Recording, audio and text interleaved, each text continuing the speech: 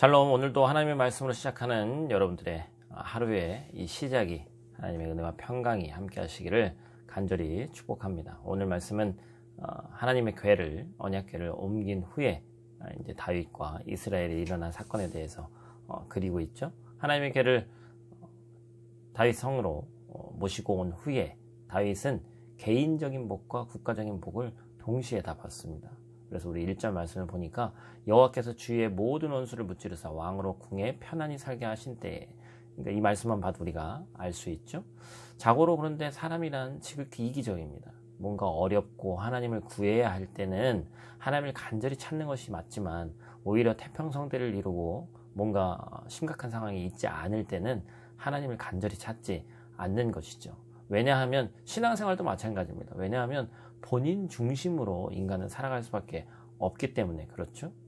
하나님 중심의 삶에서 벗어나 나부터 생각할 수밖에 없는 것이 연약한 인간의 참 모습입니다. 그러나 다윗은 뭔가 다른 사람이었다는 것이죠. 어느 날 다윗은 하나님께서 주신 평안과 풍요로움 속에서 부족한 한 가지를 발견하게 됩니다. 시간이 어느 정도 흘렀을 때 본인의 재산이나 또한 이스라엘의 영토가 더 필요한 것이 아니고 군사력이나 외교력이 필요한 것이 아니라 바로 휘장 가운데 있는 하나님의 궤를 다시 한번 생각했어요.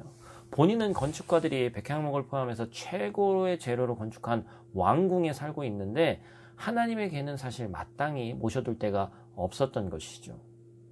다윗은 즉시로 선지자 나단을 호출합니다. 그리고 다음과 같이 자신의 마음을 바치죠. 2절 말씀입니다.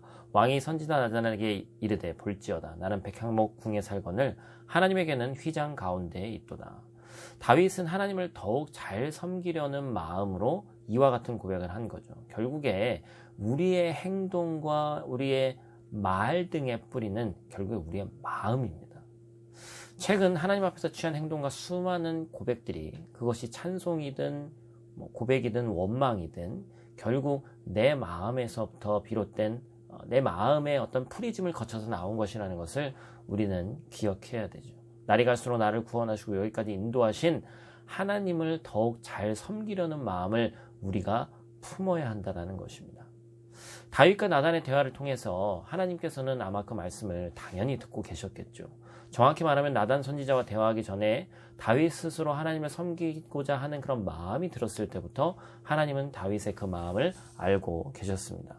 하나님은 광대하시죠. 하나님은 어떤 건축물이나 구조물 가운데 갇혀 계신 분이 아닙니다. 그래서 하나님이 나단을 통해서 말씀하십니다.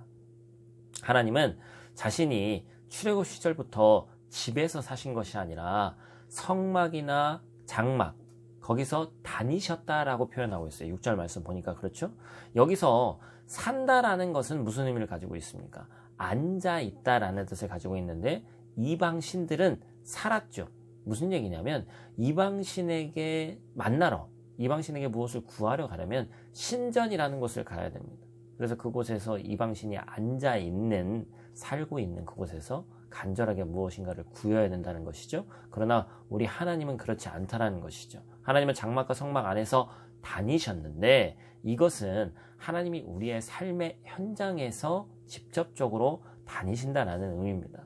하나님은 이방 신들처럼 갇혀있는 곳에서 대접받는 것이 아니라 백성들 가운데 하나님 자신께서 직접 가시는 분이시라는 것이죠.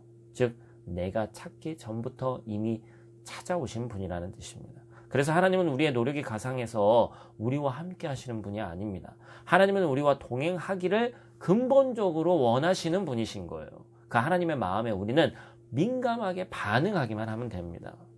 보이는 것을 중요하게 여기는 그런 시대입니다. 외모를 보고 스펙을 보고 집안 배경을 봅니다. 그런데 하나님은 그것을 보는 것이 아니라 우리의 중심, 즉 마음을 보시는 것이죠.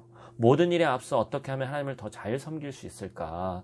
이 마음이 외국에 살고 있는 우리도 때때로 많이 힘들지만 하나님을 첫 번째 자리에 놓는다면, 그리고 그러한 마음이 우리 가운데 있다면 하나님은 그 마음을 기뻐하시고 그 마음에 대해서 풍성하게 응답해 주신다는 것이죠. 오늘 하루 이기적인 마음, 나 중심의 마음을 한번 내려놓고 하나님 우선주의, 하나님 중심주의로 우리 마음을 올려드리는 저와 여러분들 되시기를 간절히 축복합니다. 기도하겠습니다. 사랑이 풍성하신 아버지 하나님, 감사를 드립니다. 오늘도 우리에게 귀한 하루를 허락하시고 우리 마음 가운데 말씀을 사모하는 마음 또한 허락하심에 감사를 드립니다. 오늘 말씀에 다윗을 통해서 하나님을 전심으로 섬기는 다윗의 마음을 본받기를 원합니다. 또한 하나님은 어떤 구조물이 필요하신 분이 아니라 우리에게 먼저 찾아오셔서 우리를 돌보시는 분이심을 깨닫고 감사하는 삶을 살기를 원합니다. 우리의 중심을 보시는 하나님께 전심으로 나아갈 때 이 땅에서 살아갈 모든 것을 채우시는 하나님의 은혜를 누리기를 원하오니 오늘 하루도 우리와 함께하여 주시옵소서. 우리 삶의 이유 되신 예수님 귀하신 이름으로 기도드립니다. 아멘.